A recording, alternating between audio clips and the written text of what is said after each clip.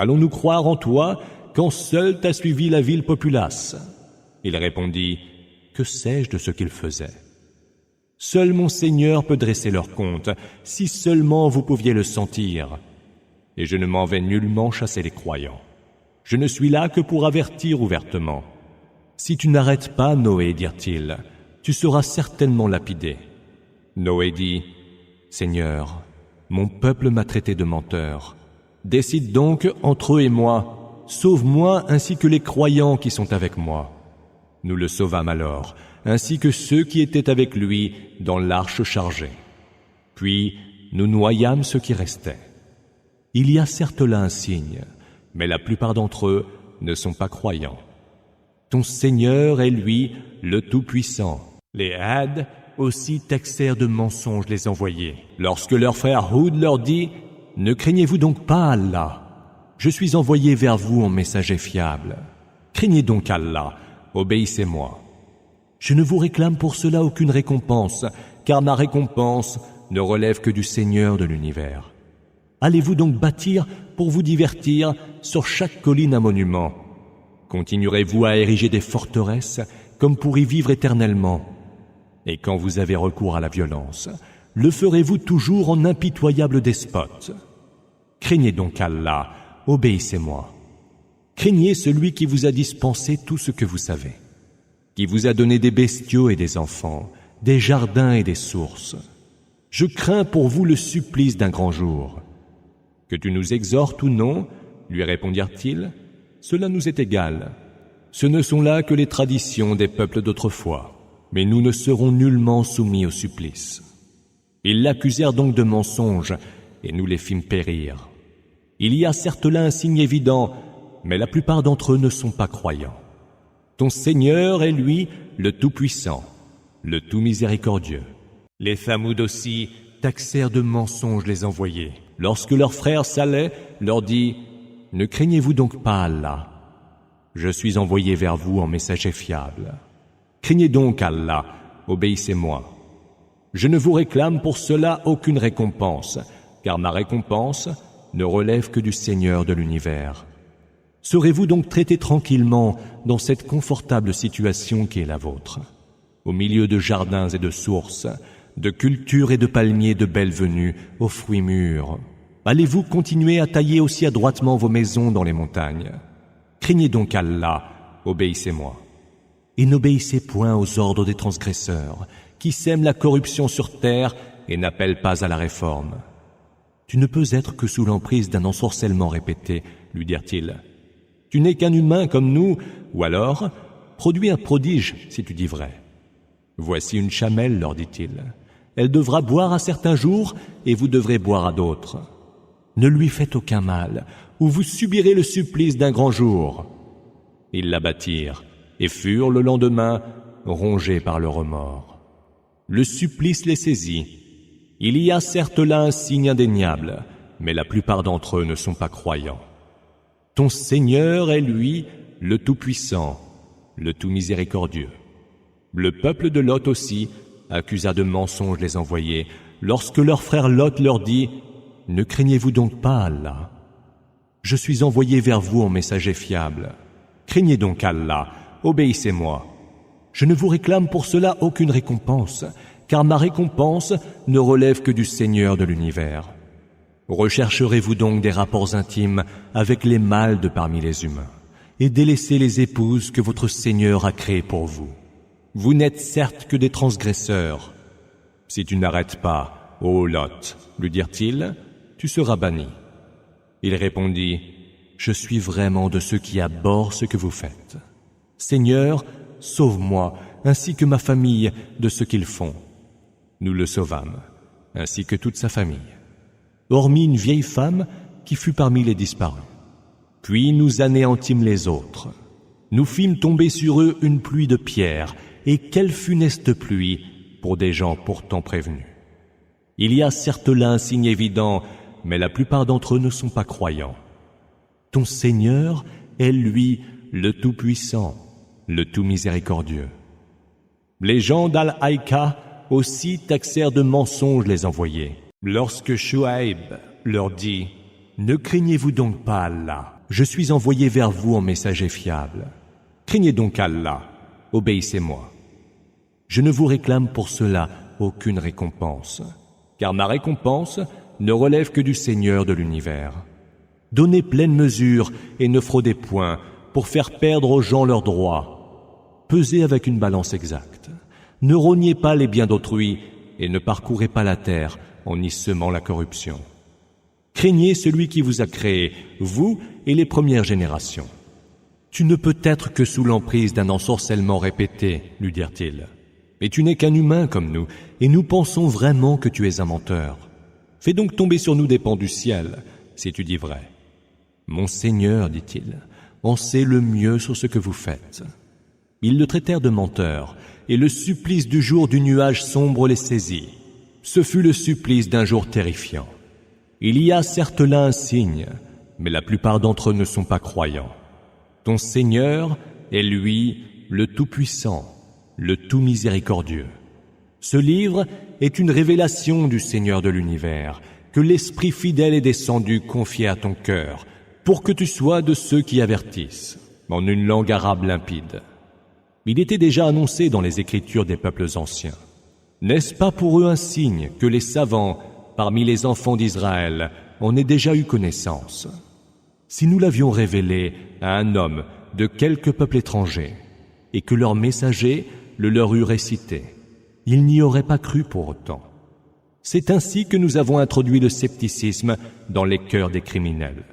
Ils n'y croiront donc pas avant de voir le supplice très douloureux, qui fondra sur eux soudainement et sans qu'ils en sentent l'arrivée.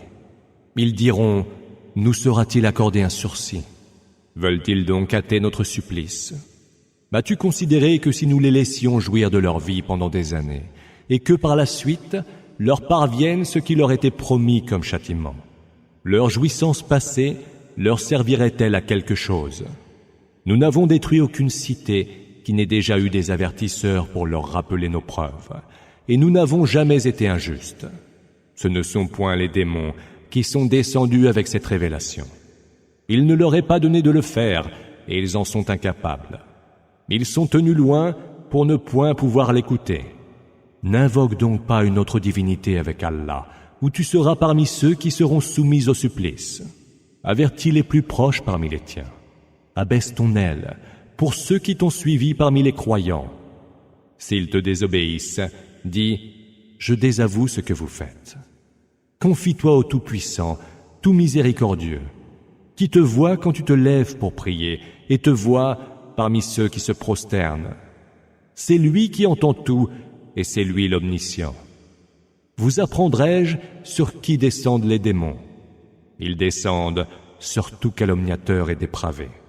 Ils tendent l'oreille, mais la plupart d'entre eux sont des menteurs. Quant aux poètes, seuls les suivent les dévoyés. Ne vois-tu pas qu'ils errent par tous les veaux et qu'ils disent ce qu'ils ne font point? Hormis ceux qui d'entre eux croient, accomplissent les bonnes œuvres, évoquent souvent le nom d'Allah et répondent aux attaques dont ils sont victimes. Les injustes verront bientôt le sort qui sera le leur. Au nom d'Allah, le tout clément, le tout miséricordieux. Ta-Sin. Ce sont là les versets du Coran, versets d'un livre explicite. Juste direction, Huda, et heureuse annonce pour les croyants, qui accomplissent la salat et s'acquittent de la zakat, et ont une foi certaine en l'autre monde. À ceux qui ne croient pas en l'autre monde, nous embellissons tellement les œuvres, et les voici qui pataugent aveuglément. Ceux-là sont ceux qui auront le pire des supplices, et qui, dans l'autre monde, seront les grands perdants. Tu reçois certes le Coran d'un sage omniscient. M'évoque Moïse qui dit aux siens, « J'aperçois un feu. Je m'en vais vous apporter quelque information pour retrouver notre chemin ou un tison pour vous réchauffer. » Quand il y fut arrivé, il fut interpellé. « Béni soit celui qui se trouve dans le feu et ceux qui se trouvent alentour. Gloire soit rendue à Allah, Seigneur de l'univers. Ô Moïse, c'est moi, Allah, le Tout-Puissant, le Sage. Jette ton bâton. » Mais lorsqu'il le vit se remuer tel un serpent, il tourna les talons et s'enfuit sans se retourner. « Ô Moïse, dit alors Allah, ne crains rien, car les messagers ne craignent rien auprès de moi. Quant à ceux qui ont commis une injustice, puis ont substitué au mal le bien, ceux-là doivent savoir que je suis absoluteur et tout miséricordieux. Introduis ta main dans la fente de ta tunique, elle en ressortira blanche et saine de toute maladie. C'est là l'un des 9 signes réservés à Pharaon et à son peuple, car il s'agit d'un peuple de pervers. Mais lorsque nos signes leur furent parvenus, ils dirent « C'est manifestement de la magie ». Ils les nièrent, injustes et fiers, encore qu'eux-mêmes ils en eussent la certitude. Vois donc quel fut le sort des semeurs de désordre. Nous donnâmes la science à David et à Salomon, qui dirent alors « Louange à Allah, qui nous a privilégiés par rapport à bon nombre de ses serviteurs croyants. » Digne héritier de David, Salomon dit « Ô homme, nous avons été initiés au langage des oiseaux, et il nous a été fait don de toutes les choses. Voilà donc l'évidente faveur. » Puis furent rassemblés devant Salomon ces armées de djinns, d'hommes et d'oiseaux, qui furent maintenus chacun à la place qui lui sied. Ces armées arrivées près de la vallée des fourmis, l'une de ces dernières dit « Ô vous, fourmis, rentrez dans vos demeures, où Salomon et ses armées, sans s'en rendre compte, vous écraseront. » Salomon sourit alors au propos de la fourmi et dit « Seigneur, fais que je te rende grâce des faveurs dont tu m'as comblé, moi et mes parents, et que j'accomplisse les bonnes œuvres que tu agrées. Veuille me recevoir en ta miséricorde, avec les plus vertueux de tes serviteurs. » Puis, passant en revue les oiseaux, il dit « Je ne vois pas la huppe. Serait-elle absente? Je lui infligerai un terrible supplice ou l'égorgerai, à moins qu'elle ne m'apporte une excuse valable. » La huppe, qui ne fut pas longtemps absente, dit alors « Je viens d'apprendre ce que tu ne savais point. Je t'apporte de Saba une nouvelle de source sûre. J'ai découvert que règne sur eux une femme comblée de toutes choses et qui a un trône magnifique. Je l'ai trouvée, ainsi que son peuple, qui se prosternait devant le soleil en dehors d'Allah. Satan leur a embelli leurs œuvres, les repoussant ainsi loin du chemin droit, si bien qu'ils ne savent plus se diriger. Satan leur a embelli leurs œuvres, afin qu'ils ne se prosternent point devant Allah, qui dévoile ce que scellent les cieux et la terre, et qui sait ce que vous tenez caché et ce que vous exprimez ouvertement. Allah, point d'autre divinité que lui, Seigneur du trône sublime. » Salomon dit alors, « Nous allons bien voir si tu dis vrai ou si tu mens. Va donc les trouver, munis de ma missive que voici. Lance-la vers eux, puis éloigne-toi d'eux et regarde comment ils vont réagir. Ô vous, assemblée de notables, une honorable missive vient de m'être lancée. Elle est de Salomon, et il y est écrit ce qui suit. Au nom d'Allah, le tout clément, le tout miséricordieux.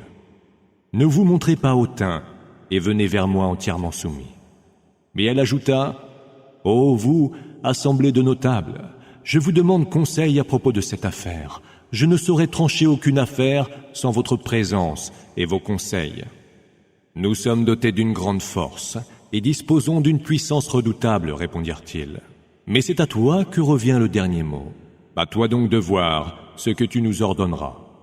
Lorsqu'ils entrent dans une ville, répondit-elle, les rois y sèment le désordre et humilient les plus honorables de ses habitants. C'est ce qu'ils font toujours. Je vais leur envoyer un présent et attendre avec quoi reviendront les émissaires. Lorsque les émissaires furent arrivés chez Salomon, celui-ci dit, « Comptez-vous donc me combler de bien, alors que ce qu'Allah m'a donné est bien meilleur que ce qu'il vous a donné. Non, c'est plutôt vous qui vous réjouissez des présents qui vous sont faits. Retournez donc vers eux. Nous viendrons les trouver avec des armées auxquelles ils ne pourront résister.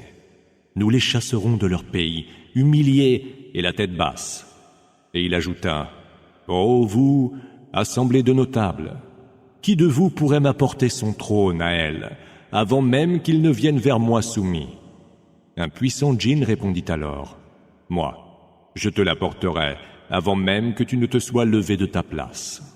Pour ce faire, je suis fort et digne de confiance. » Celui qui était initié à la science du livre dit alors, « Moi, je te l'apporterai avant même que tu n'aies cligné de l'œil. » Lorsque Salomon eut vu le trône installé près de lui, il dit, « C'est là une des faveurs de mon Seigneur, qui m'éprouve pour voir si je suis reconnaissant ou ingrat. Car quiconque est reconnaissant le sera pour lui-même. Et quiconque est ingrat doit savoir qu'Allah se passe de sa reconnaissance et qu'il est généreux. » Salomon dit, « Déguisez-lui son trône. Nous allons voir si elle sera suffisamment guidée pour le reconnaître, ou si elle sera de ceux qui ne sont point guidés. » Quand la reine fut venue, il lui fut demandé, « Est-ce bien là ton trône ?» Elle répondit, « Il m'a tout l'air de l'être. » Salomon dit alors dans le secret du cœur, « Le savoir nous a été donné avant elle et nous étions soumis. » C'est ce qu'elle adorait en dehors d'Allah qui la détournait de la foi, car elle était issue d'un peuple mécréant. Il lui fut dit, « Entre dans le palais. » Or, le voyant, elle crut devoir pénétrer dans une eau profonde, et retroussant sa robe, elle découvrit ses jambes. Salomon dit alors, « C'est un palais tout pavé de cristal. » À quoi elle répliqua, « Seigneur, j'ai été injuste envers moi-même. Je me soumets aux côtés de Salomon, au Seigneur de l'univers. » Nous envoyâmes vers les Thamouds leur frère Saleh, qui leur enjoignit, « Adorez donc Allah. » Mais ils se partagèrent en deux clans et se querellèrent. Il dit, « Ô peuple mien, pourquoi appelez-vous le châtiment d'Allah sur vous plutôt que sa grâce? Que ne sollicitez-vous le pardon d'Allah? Peut-être alors serez-vous reçus en sa miséricorde. Pour nous, dirent-ils, vous êtes, toi et tes compagnons, des oiseaux de mauvais augure. » Il répondit, « C'est d'Allah que relève votre sort. Seulement, vous êtes des gens qui sont mis à l'épreuve. » Or, il y avait dans la cité 9 personnes qui semaient la corruption sur terre et ne faisaient rien pour le mieux. Ils dirent, « Jurons-nous par Allah que nous le tuerons de nuit avec sa famille. Puis nous disons à son ayant droit, nous n'étions pas présents à ce meurtre, et nous disons vrai. » Ils ont tramé leur intrigue, et nous avons tramé la nôtre sans qu'ils n'en sentent rien. Vois donc quelle fut la conséquence de leur intrigue. Nous les anéantîmes avec tout leur peuple. Voilà leurs maisons qui sont désertes pour toutes les injustices qu'ils avaient commises. Il y a certes là un signe pour des gens qui savent. Et nous sauvâmes ceux qui avaient cru et qui étaient pieux. Évoque Lot, lorsqu'il dit à son peuple, « Vous adonnez-vous à la perversité de l'homosexualité en public? Désirez-vous les hommes plutôt que les femmes? Vous êtes décidément un peuple d'ignorants. »